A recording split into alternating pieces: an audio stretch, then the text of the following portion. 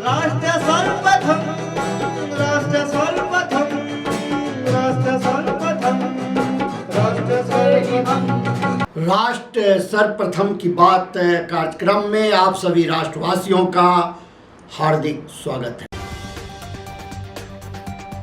Supreme court ने बुधवार को शहर में टैंकर माफिया और पानी की बर्बादी से जुड़े मौजूदा मुद्दों पर दिल्ली सरकार की कड़ी आलोचना की। जस्टिस प्रशांत कुमार मिश्रा और प्रसन्ना बी बराले की अवकाश पीठ ने इन समस्याओं से निपटने में दिल्ली सरकार के प्रयासों पर सवाल उठाए। तेलुगु देशम पार्टी के सुप्रीमो एन चंद्रबाबू नायडू ने बुधवार को आंध्र प्रदेश के मुख्यमंत्री के रूप में शपथ ली, जो इस पद पर उनका चौथा कार्यकाल है। उत्तर प्रदेश के बहराइच में बुधवार सुबह छत पर सो रहे कुछ लोगों पर पड़ोस के मकान की जर्जर दीवार गिर गई, जिसके नीचे दबकर 3 बच्चों की मौत हो गई और दंपति गंभीर रूप से घायल हो गए। महाराष्ट्र के ठाणे जिले के डोंबिवली इलाके में बंद पड़े एक रसायन कारखाने में सुबह आग लग गई। आग से अभी तक किसी के हताहत होने की कोई खबर नहीं है। जम्मू कश्मीर के कठुआ जिले के एक गांव में शाम आतंकवादियों ने गोलीबारी की, जिसके बाद सुरक्षा बलों ने मुठभेड़ में एक आतंकवादी को मार गिराया। भीषण गर्मी के चलते झारखंड सरकार ने राज्य के सभी स्कूलों को 15 जून तक बंद रखने का फैसला किया है। जम्मू कश्मीर के डोडा में भद्रवाह बानी रोड पर चतरगल्ला इलाके में सेना के अस्थायी संचालन बेस पर आतंकियों द्वारा किए गए हमले में कम से कम 6 जवान घायल हो गए। भारतीय जनता पार्टी के वरिष्ठ नेता नितिन गडकरी ने सड़क परिवहन एवं राजमार्ग मंत्री का कार्यभार संभाल लिया। ओडिशा के नए मुख्यमंत्री मोहन चरण मांझी का शपथ ग्रहण समारोह आयोजित किया गया। इस मौके पर प्रधानमंत्री नरेंद्र मोदी, गृह मंत्री अमित शाह, केंद्रीय स्वास्थ्य मंत्री जेपी नड्डा व अन्य मंत्री व भाजपा शासित राज्यों के मुख्यमंत्री भी उपस्थित रहे। भाजपा नेता मोहन चरण मांझी ने ओडिशा के मुख्यमंत्री के रूप में शपथ ली। राज्यपाल रघुवर दास ने मोहन चरण मांझी को पद व गोपनीयता की शपथ दिलाई। वहीं 2 मुख्यमंत्रियों कनकवर्धन सिंह देव और प्रभाती परिडा के साथ अन्य मंत्रियों ने भी ओडिशा सरकार के मंत्री पद की शपथ ली। श्री मोहन चरण माझी ईश्वरंक नाम रे शपथ करुअछि जे मु विधि द्वारा प्रतिष्ठित भारतर संविधान प्रति श्रद्धा और निष्ठा रखिबी, भारतर सार्वभौमत्व और अखंडता रक्षा करिबी, ओडिशा राज्यर मुख्यमंत्री रूपे मोर कर्तव्य श्रद्धा और शुद्ध अंतरकरण रे निर्वाह करिबी एवं बिना भय बा पक्षपात रे, बिना अनुराग बा देश रे सबु प्रकार लोकंक प्रति संविधान और विधि अनुसार न्याय प्रदान करिबी। मु श्री मोहन चरण माझी ईश्वरंक नाम रे शपथ करुअछि जे जो विषय राज्यर मुख्यमंत्री रूपे मोर विचार को अणाजिबो बा मते ज्ञात हबो ताहाकु एपरी मुख्यमंत्री रूपे मोर कर्तव्यर समुचित निर्वाह निमित्त जेपरी आवश्यक हब तत् भिन्न प्रत्यक्ष बा परोक्ष भावे कौनसी व्यक्ति बा व्यक्ति मानंकु जणाइबी नाही बा प्रकट करिबी नाही। मु कनकवर्धन सिंह देव ईश्वरंक नारे शपथ करुअछि जे मु विधि द्वारा प्रतिष्ठित भारतर संविधान प्रति श्रद्धा और निष्ठा रखिबी, भारतर सार्वभौमत्व अखंडता रक्षा करिबी, ओडिशा राज्यर उप मुख्यमंत्री रूपे मोर कर्तव्य श्रद्धा और शुद्ध अंतकरण रे निर्वाह करिबी एवं बिना भय व पक्षपात रे, बिना अनुराग व द्वेष रे सबु प्रकार लोकंक प्रति संविधान और विधि अनुसार न्याय करिबी। मु कनकवर्धन सिंह देव ईश्वरंक नारे शपथ करुछि जे जो विषय राज्यर उप मुख्यमंत्री रूपे मोर विचार को अणाजिबो बा मते ज्ञात हेबो ताहाकु एपरी मंत्री रूपे मोर कर्तव्यर समुचित मु श्रीमती प्रभाती परिडा ईश्वरंक नाम रे शपथ करुअछि जे मु विधि द्वारा प्रतिष्ठित भारतर संविधान प्रति श्रद्धा और निष्ठा रखिबी, भारतर सार्वभौमत्व और अखंडता रक्षा करिबी, ओडिशा राज्यर उपमुख्यमंत्री रूपे मोर कर्तव्य श्रद्धा और शुद्ध अंतकरण रे निर्वाह करिबी एवं बिना भय बा पक्षपात रे बिना अनुराग बा देश रे सबु प्रकार लोकंक प्रति संविधान और विधि अनुसार न्याय करिबी। श्रीमती प्रभाती परिडा ईश्वरंक नाम रे शपथ करुअछि जे जेउ विषय राज्यर उपमुख्यमंत्री रूपे मोर विचार को अणाजिबो बा मोते ज्ञात हेबो ताहाकु एपरि उपमुख्यमंत्री रूपे मोर कर्तव्यर समुचित निर्वाह निमित्त जेपरि आवश्यक हेबो तत् भिन्न प्रत्यक्ष बा परोक्ष भावे कौनसी व्यक्ति बा व्यक्ति मानकु जणाइबी नाही बा प्रकट करिबी नाही। हरियाणा में पावर कट को लेकर आपके हरियाणा के वरिष्ठ उपाध्यक्ष अनुराग ढांडा ने प्रेस वार्ता को संबोधित किया। इस दौरान मीडिया को संबोधित करते हुए कहा कि बीजेपी ने हरियाणा में बिजली के मुद्दे पर पिछले 10 सालों में कोई काम नहीं किया है। वहीं अनुराग ढांडा ने बताया कि हरियाणा में हर साल मार्च महीने से लेकर अक्टूबर महीने तक बिजली कटौती की समस्या रहती है। इसके साथ ही उन्होंने बताया कि पूरे देश में बिजली की अघोषित कटौती की जा रही है। अनुमान के मुताबिक प्रदेश में इस समय 1500 मेगावाट बिजली की कमी चल रही है। वहीं धान लगाने के समय तक 2000 मेगावाट की कमी होने का अनुमान है। इसके साथ ही उन्होंने आरोप लगाया कि बीजेपी ने भाजपा सरकार ने इससे निपटने के लिए कोई तैयारी नहीं की है। पिछले 10 सालों में भारतीय जनता पार्टी ने हरियाणा में बिजली के मुद्दे पर, पावर के मुद्दे पर कोई काम नहीं किया है। जीरो काम जिसको कह सकते हैं वो भारतीय जनता पार्टी की सरकार का पिछले 10 सालों में रहा है। हरियाणा में हर साल मार्च से लेकर अक्टूबर तक बिजली की जबरदस्त किल्लत रहती है, समस्या रहती है। न गांव में बिजली है, न शहरों में बिजली है।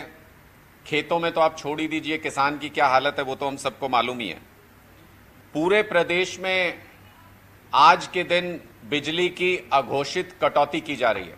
पूरे प्रदेश के अंदर 1500 मेगावाट बिजली की एक अनुमान के मुताबिक इस वक्त कमी चल रही है, जो आने वाले समय में अब जब धान लगाया जाएगा पूरे प्रदेश में तो उसके दौरान ये कमी बढ़कर के 2000 मेगावाट तक हो जाएगी, ऐसा अनुमान लगाया जा रहा है। लेकिन इसके लिए भारतीय जनता पार्टी की प्रदेश सरकार ने कोई एडवांस प्रिपरेशन नहीं की थी, कोई तैयारी नहीं की थी, जो आज स्पष्ट तौर पे समझ में आ रहा है क्योंकि हर जगह पे पावर कट लग रहे हैं। आज के दिन में गुड़गांव, फरीदाबाद हो या फिर मिड लेवल सिटीज़ हों या कस्बे हों हरियाणा के, उनमें बिजली के कट की बहुत बुरी हालत है। 8 से 12 घंटे तक पावर कट लग रहे हैं। जितने भी शहरों में सोसाइटीज़ हैं उनसे आप पता कर लीजिए, 10-10, 12-12 घंटे पावर बैकअप के ऊपर सोसाइटीज़ चल रही हैं। इतनी बुरी हालत शहरों के अंदर है। और गांव के अंदर जहां पे सरकार ये दावा करती थी कि जगमग योजना ले आए, जहां सरकार ये कहती है कि हरियाणा के लगभग सभी गांवों को जगमग कर दिया हरियाणा सरकार ने, उन गांव के अंदर 15 से 17 घंटे के कट लग रहे हैं आज के दिन में। ये स्थिति बिजली की उपलब्धता की हरियाणा के अंदर है। उद्योगों को यह सलाह दी जा रही है कि वो रात में अपना काम करें। ऐसे कैसे तरक्की करेगा हरियाणा? पावर आज के दिन में बेसिक नीड है, और अगर ये बेसिक नीड भी भारतीय जनता पार्टी की सरकार 10 साल तक सत्ता में रहने के बाद पूरी नहीं कर पा रही है तो फिर हरियाणा के सारे तरक्की के दावे बेमानी है। मैं आज ये मुद्दा इसलिए उठा रहा हूं कि 2015 में जब मुख्यमंत्री मनोहर लाल खट्टर जी होते थे हरियाणा के, उस वक्त आप देखेंगे कि झाड़ली एनटीपीसी प्लांट से हरियाणा ने सेंट्रल पूल को लगभग 750 मेगावाट सरेंडर कर दिया था। उसका खूब विरोध हुआ था उस टाइम पर। मैं आज ये पूछना चाहता हूं कि आज वो केंद्रीय ऊर्जा मंत्री हैं। 2015 में आपने 750 मेगावाट सेंट्रल पूल में सरेंडर किया था। आज पावर आपके हाथ में है। क्या हरियाणा का वो उधार उतारेंगे पूर्व मुख्यमंत्री और आज ऊर्जा मंत्री मनोहर लाल खट्टर जी? आज जब हरियाणा को जरूरत है तो क्या एक्स्ट्रा 750 मेगावाट केंद्रीय पूल से हरियाणा को दिलाएंगे मनोहर लाल खट्टर जी? दूसरा, जब मनोहर लाल खट्टर जी हरियाणा के मुख्यमंत्री थे तो एक अडानी ग्रुप के साथ एक समझौता जो बहुत विवादों में उस वक्त भी रहा था, एक लंबे अंतराल के लिए किया गया समझौता। मुंद्रा से हरियाणा को बिजली प्राप्त होनी थी 1400 मेगावाट की, और वो 25 साल के लॉन्ग टर्म एग्रीमेंट के तहत वो बिजली ली गई थी। रेट तय हुआ था ₹2.92। लेकिन वन साइडेड मेहरबानी दिखाते हुए, हरियाणा के लोगों के विश्वास को तोड़ते हुए मनोहर लाल खट्टर जी ने मिड टर्म में अनुबंध की शर्तों को बदला उनकी सरकार ने, और ₹3.20 प्रति यूनिट रेट कर दिया, जबकि 25 साल के लिए लॉन्ग टर्म एग्रीमेंट था, उसके रेट चेंज नहीं होते हैं बीच में। इस बारे में सुप्रीम कोर्ट का भी फैसला है कि जो मूल शर्तें अनुबंध की लॉन्ग टर्म एग्रीमेंट की वो चेंज नहीं की जा सकती है, मूल प्रारूप चेंज नहीं हो सकता है। लेकिन उसके बाद भी ये किया गया, और नए समझौते में न सिर्फ रेट बढ़ा दिया गया, ₹3.20 कर दिया गया, बल्कि जो 1400 मेगावाट बिजली हमको मिलनी थी उसको घटा करके भी 1096 मेगावाट बिजली की आपूर्ति के लिए अग्री कर लिया हरियाणा ने। 2023 के जब धान का सीजन था, मैं उस वक्त का अगर उदाहरण देना चाहूं तो जहां से 1400 मेगावाट पहले समझौता था, मुंद्रा से आना था हमारे पास, 1096 उसको घटा के कर दिया था सरकार ने। लेकिन धान के सीजन में पिछली बार तक जब पीक डिमांड होती है 500 मेगावाट बिजली वहां से पहुंच पाई थी। तीसरा मामला यमुनानगर में पावर प्लांट का है, जिसको भारतीय जनता पार्टी की सरकार ने हरियाणा से हटाने की कोशिश की थी, और मूक सहमति हरियाणा सरकार की तरफ से भी थी। जब इसका हमने पुरजोर विरोध किया, आम आदमी पार्टी ने इसको लेकर के दबाव बनाया, तो फरवरी के महीने में यह कहा गया कि यमुनानगर पावर प्लांट को 57 महीने के अंदर बना दिया जाएगा और उस पर काम शुरू किया जाएगा, यह हरियाणा से बाहर नहीं जाएगा। मैं ये पूछना चाहता हूं, फरवरी से आज तक इसके ऊपर क्या एक कदम भी आगे बढ़ाया गया? क्या इस पावर प्लांट के ऊपर कोई भी काम शुरू हुआ? क्योंकि हमारी जानकारी में यमुनानगर पावर प्लांट में फरवरी से लेकर अभी तक एक ईंट एक पत्थर भी नहीं हिला है, वहां पे कोई काम शुरू नहीं हुआ है। अब की बार फिर हरियाणा के लोग ये उम्मीदें लगा रहे हैं कि ऊर्जा मंत्री के तौर पर क्या 24 घंटे हरियाणा के गांव शहर में बिजली सुनिश्चित करवा पाएंगे मनोहर लाल खट्टर जी हरियाणा की सरकार के साथ मिलकर के, नायब सैनी जी के साथ मिलकर के? ये हम स्पष्ट तौर पे पूछना चाहते हैं। भारतीय जनता पार्टी इस पर अपना रुख स्पष्ट करे। राजौरी और पुंछ के सीमावर्ती जिलों में आतंकवादी घटनाओं में वृद्धि के बीच कांग्रेस ने देश की सुरक्षा को लेकर सरकार पर हमला बोला।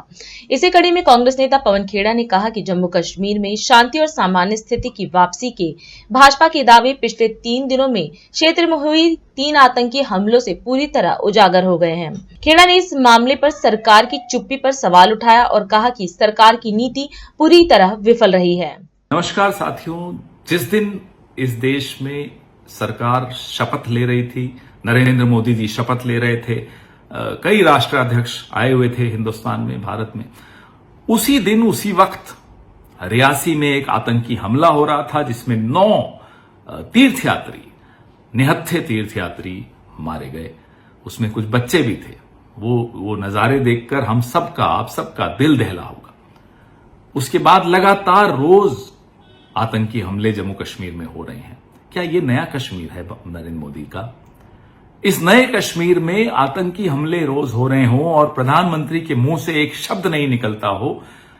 आप आतंकी हमलों पर एक शब्द नहीं बोल पाते। देश के बड़े विपक्षी दल के नेताओं ने, सबने अपनी सहानुभूति भी व्यक्त की, उन्होंने अपनी बात भी सामने रखी, निंदा भी की। प्रधानमंत्री के मुंह से एक शब्द नहीं निकला। यह भी लोग जानना चाहते हैं कि ऐसा क्यों हो रहा है। आपके इस तथाकथित नए कश्मीर, जो बड़े बड़े खोखले आपकी दावे थे कि साहब सब कुछ ठीक हो गया कश्मीर में, उन दावों की तो पोल लगातार खुली रही है। पिछले 10 साल में 2262 आतंकी हमले हुए, जिसमें 363 नागरिक और 596 हमारे वीर जवान शहीद हुए हैं। इसका जवाब कौन देगा? किसकी जवाबदेही है इसमें? जो पीर पंजाल रेंज है, पुंछ और राजौरी सेक्टर है, यहां ये आतंकवादियों का आतंक का गढ़ बन गया है और अब पड़ोस में रियासी में भी आतंकी हमले होने लगे, जबकि जो कि लगभग इसको शांत इलाका माना जाता था। इसका जवाब कौन देगा? मणिपुर पे आप चुप रहे, अब इस पे भी चुप रहेंगे? इस पर तो कुछ बोलिए। और आपने इसका भी जवाब अभी दिया नहीं है कि कश्मीर में भारतीय जनता पार्टी, जो अपने आप को विश्व की सबसे बड़ी पार्टी मानती है, चुनाव नहीं लड़ी। क्यों? आपने ये जहमत क्यों नहीं उठाई? क्या ये जिम्मेदाराना हरकत थी कि आप चुनाव ही नहीं लड़ेंगे कश्मीर में? इसका भी आपको जवाब देना चाहिए। आप क्या हिंदुस्तान का उसको हिस्सा नहीं मानते? ये गंभीर सवाल है, इसका जवाब दीजिए। जय हिंद। अभी समय है एक ब्रेक का, हम चलते हैं ब्रेक पर। आप कहीं जाए नहीं, छोटा सा break. Powered by Kamal Buildtech Private Limited, fulfilling promises. With our professional team and experience of delivering projects, in past we guarantee you peace of mind and top quality work in an affordable price. और अधिक खबरों के लिए आप हमारे YouTube channel दैनिक India दर्पण को अभी सब्सक्राइब करें और नोटिफिकेशन के लिए बेल आइकन को प्रेस करना ना भूलें। राष्ट्र सर्वप्रथम की बात कार्यक्रम में ब्रेक के बाद एक बार फिर आप सभी राष्ट्रवासियों का स्वागत है। तेलुगु देशम पार्टी के प्रमुख एन चंद्रबाबू नायडू ने बुधवार को आंध्र प्रदेश के मुख्यमंत्री के रूप में शपथ ली। इस मौके पर प्रधानमंत्री नरेंद्र मोदी, गृह मंत्री अमित शाह व केंद्रीय स्वास्थ्य मंत्री जेपी नड्डा भी मौजूद रहे। राज्यपाल एस अब्दुल नजीर ने चंद्रबाबू नायडू को पद एवं गोपनीयता की शपथ दिलाई। वहीं जनसेना प्रमुख पवन कल्याण व अन्य मंत्रियों ने आंध्र प्रदेश सरकार के मंत्री पद की शपथ ली। आपको बता दें कि एनडीए ने हाल ही में एक साथ हुए लोकसभा और राज्य विधानसभा चुनाव में भारी जीत हासिल की। 175 विधानसभा सीटों में से 164 और 25 लोकसभा सीटों में से 21 सीटें हासिल की थी। नारा चंद्रबाबु नायडू अने नेनु శాసనం ద్వారా నిర్మితమైన భారత రాజ్యాంగం పట్ల నిజమైన విశ్వాసం, విధేయత చూపుతానని, భారతదేశ సార్వభౌమాధికారాన్ని, సమగ్రతను కాపాడుతానని ఆంధ్రప్రదేశ్ రాష్ట్ర ముఖ్యమంత్రిగా నా కర్తవ్యాలను శ్రద్ధతో, అంతఃకరణ శుద్ధితో నిర్వహిస్తానని, భయం గాని, పక్షపాతం గాని, రాగద్వేషాలు గాని లేకుండా రాజ్యాంగాన్ని, శాసనాలను అనుసరించి ప్రజలందరికీ న్యాయం చేకూరుస్తానని దైవ సాక్షిగా ప్రమాణం చేస్తున్నాను. నేను నారా చంద్రబాబు నాయుడు అనే నేను ఆంధ్రప్రదేశ్ రాష్ట్ర ముఖ్యమంత్రిగా నా పరిశీలనకు వచ్చిన లేదా నాకు తెలియవచ్చిన ఏ విషయాన్ని నా కర్తవ్యాలను సక్రమంగా నిర్వహించేందుకు అవసరమైన మేరకు తప్ప ప్రత్యక్షంగా గాని పరోక్షంగా గాని ఏ వ్యక్తికి లేదా వ్యక్తులకు తెలియపరచనని లేదా వెల్లడించని దైవ సాక్షిగా ప్రమాణం చేస్తున్నాను. కొణిదెల పవన్ కళ్యాణ్ అనే నేను శాసనం ద్వారా నిర్మితమైన భారత రాజ్యాంగం పట్ల నిజమైన విశ్వాసం, విధేయత చూపుతానని, భారతదేశ సార్వభౌమాధికారాన్ని, సమగ్రతని కాపాడుతానని, ఆంధ్రప్రదేశ్ రాష్ట్ర మంత్రిగా నా కర్తవ్యాలను శ్రద్ధతో, అంతఃకరణ శుద్ధితో నిర్వహిస్తానని, భయం గాని, పక్షపాతం గాని, రాగద్వేషాలు గాని లేకుండా రాజ్యాంగాన్ని, శాసనాలని అనుసరించి ప్రజలందరికీ న్యాయం చేకూరుస్తానని దైవ సాక్షిగా ప్రమాణం చేస్తున్నాను. నేను కొణిదెల పవన్ కళ్యాణ్ అనే నేను ఆంధ్రప్రదేశ్ రాష్ట్ర మంత్రిగా నా పరిశీలనకు వచ్చిన లేదా నాకు తెలియవచ్చిన ఏ విషయాన్ని, నా కర్తవ్యాలను సక్రమంగా నిర్వహించేందుకు అవసరమైన మేరకు తప్ప ప్రత్యక్షంగా గాని పరోక్షంగా గాని ఏ వ్యక్తికి లేదా వ్యక్తులకి తెలియపరచనని లేదా వెల్లడించనని దైవ సాక్షిగా ప్రమాణం చేస్తున్నాను. నారా లోకేష్ అనే నేను శాసనము ద్వారా నిర్మితమైన భారత రాజ్యాంగం పట్ల నిజమైన విశ్వాసం విధేయత చూపుతానని భారతదేశ సార్వభౌమ అధికారాన్ని సమగ్రతను కాపాడుతానని ఆంధ్రప్రదేశ్ రాష్ట్ర మంత్రిగా నా కర్తవ్యాలను శ్రద్ధతో అంతర్గత శుద్ధితో నిర్వహిస్తానని భయం గాని పక్షపాతం గాని రాగద్వేషాలు కానీ లేకుండా రాజ్యాంగాన్ని శాసనాలు అనుసరించి ప్రజలందరికీ న్యాయం చేకూరుస్తానని దైవ సాక్షిగా ప్రమాణం చేస్తున్నాను. నేను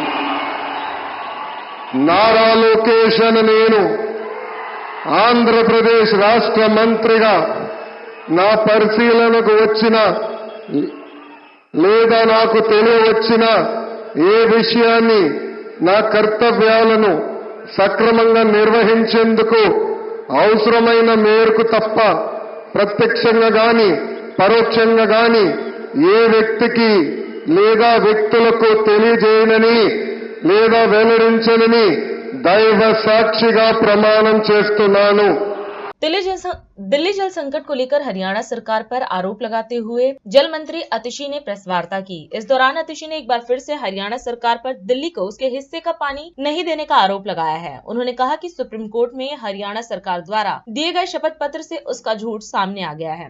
शपथ पत्र में दिए गए आंकड़ों से पता चलता है कि हरियाणा से दिल्ली को उसके हिस्से का पानी नहीं मिल रहा है।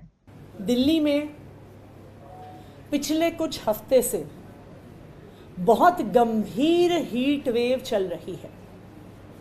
इस हीट वेव के दौरान दिल्ली में पानी की कंजम्पशन बढ़ गई है, पानी की रिक्वायरमेंट बढ़ गई है, लेकिन आज के दिन में जितना पानी दिल्ली को हरियाणा से मिलना चाहिए वो पानी लगातार कम हो रहा है।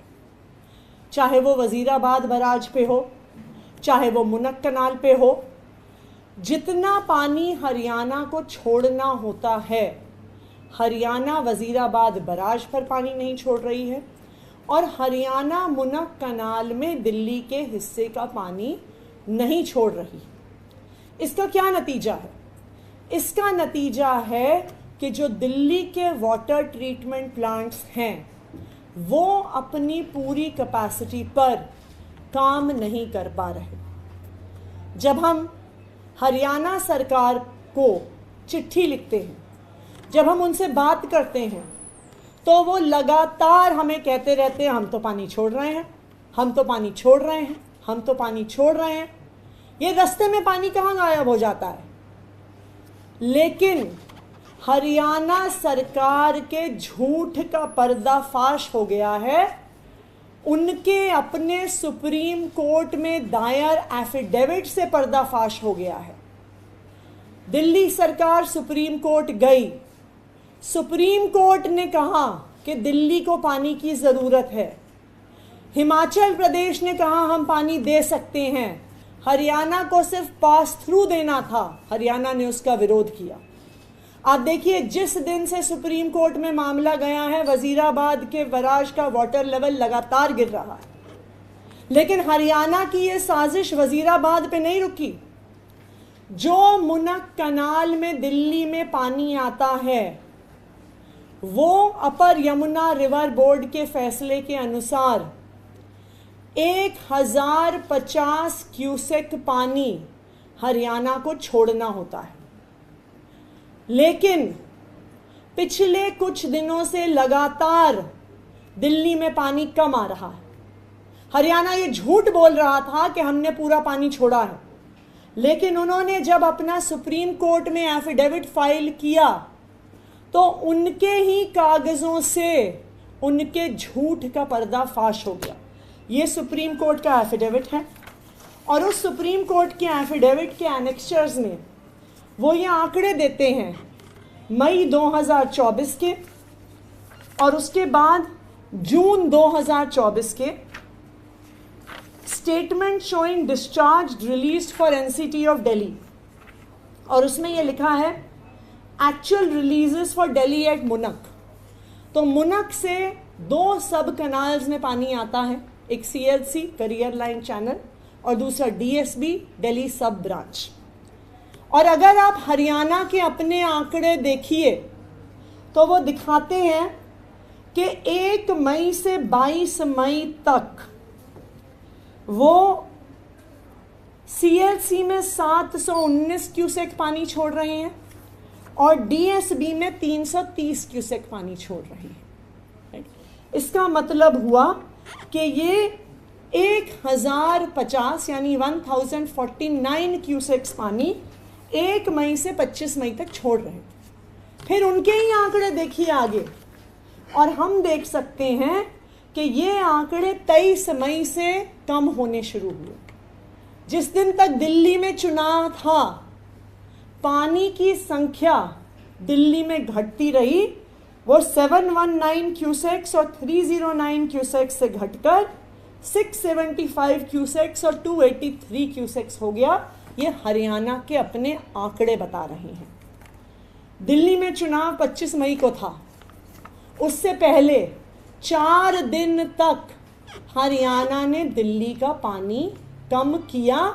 उनके सुप्रीम कोर्ट के एफिडेविट में ये लिखा है। और अब जब पिछले 1 हफ्ते से दिल्ली में पानी की त्राही मची हुई है, जब पिछले 1 हफ्ते से मैटर सुप्रीम कोर्ट में चल रहा है, जब सुप्रीम कोर्ट हरियाणा को कह रहा है कि हिमाचल के पानी को थ्रू करने दो, हरियाणा पीछे से मुनक कनाल का पानी कम कर रहा है। कि जब सुप्रीम कोर्ट दिल्ली की पानी की समस्या सुलझाने की कोशिश कर रहा है, हरियाणा दूसरी तरफ से दिल्ली का पानी रोक रहा है।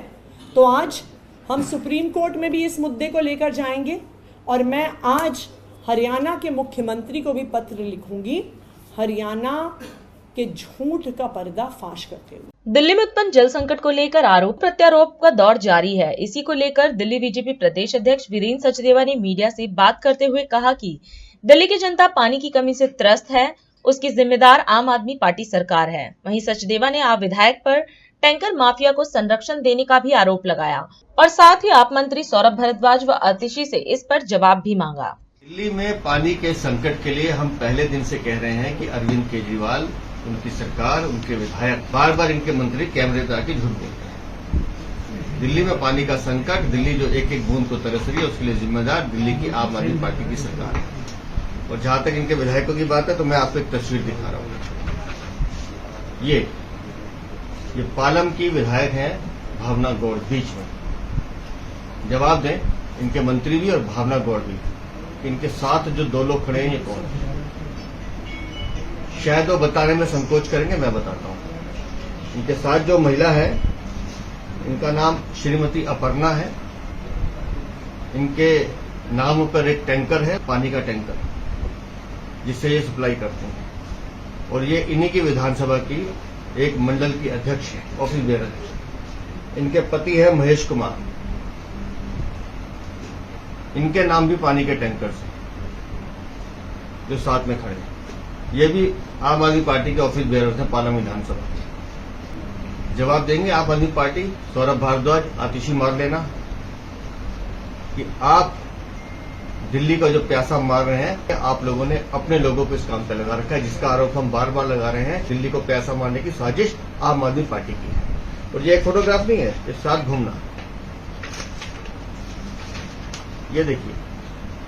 और ये महिला इन्हीं के ऑफिस में बैठकर इस पानी के टैंकर माफिया के काम को ऑपरेट करती है। ये इनके ऑफिस में बैठती है। पालम विधानसभा में पानी की समस्या का लाभ उठाने के लिए ये वहां बैठ के पानी का व्यापार करते हैं। दिल्ली की जनता मरती है तो मरे, इनको इससे चिंता नहीं। और ये एक है, ये ऐसी कई लिस्ट है, अब इनका भी लिंक निकाल रहे हैं और हम एक एक करके वो सारे कागज देंगे कि आम आदमी पार्टी अरविंद केजरीवाल के संरक्षण में टैंकर माफिया को पालने का काम आम आदमी पार्टी की सरकार करती है। और अधिक खबरों के लिए आप हमारे YouTube चैनल दैनिक इंडिया दर्पण को अभी सब्सक्राइब करें और नोटिफिकेशन के लिए बेल आइकन को प्रेस करना ना भूलें।